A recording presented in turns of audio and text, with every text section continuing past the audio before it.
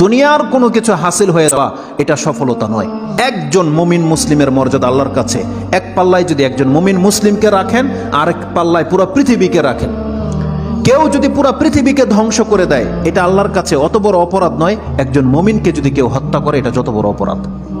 তাহলে একটা মানুষ তাওহীদের উপরে যারা আছে তাদের মান মর্যাদা এত, আল্লাহ বলছেন অতএব তারা যেন দুনিয়ার জন্য নয়, বরং তারা ওই পরকালে জাহান্নাম থেকে মুক্ত হয়ে যাওয়ার সেই রাস্তা যেন তারা অবলম্বন করে। কারণ সেই দিন যাকে জাহান্নাম থেকে শুধু বাঁচানো নয়, দূরে রাখা হবে। ওয়াউদখিলাল জান্নাহ, আর যাকে জান্নাতে প্রবেশ করিয়ে দেওয়া হবে, আল্লাহ বলছেন ফাকাদে ফাজ, এই হলো সফল কাম। কারণ জান্নাত এমন একটা জায়গা, এটা হচ্ছে চিরসুখের জায়গা। একবার শুধু কোনো ব্যক্তিকে জান্নাতে ঢুকিয়ে দিলে জীবনের যত পেরেশানি আছে সব দূর হয়ে যাবে, সব দূর হয়ে যাবে। তাহলে পরকালের ব্যাপারটা হচ্ছে এমন। আল্লাহ বলতেছেন সেই দিন যাকে জান্নাতে ঢুকিয়ে দেওয়া হবে, আল্লাহ বলছেন এই ব্যক্তি হচ্ছে সফল কাম। তাহলে এই সফলতা আসবে কিসে? একমাত্র আপনার ঈমান, তাওহীদ। আপনি আল্লাহকে মেনে নিয়েছেন, আল্লাহর বান্দা, আপনি আল্লাহর সাথে শিরিক করেন না, এমন প্রত্যেকটা ব্যক্তি সেই জান্নাত সে পাবেই পাবে।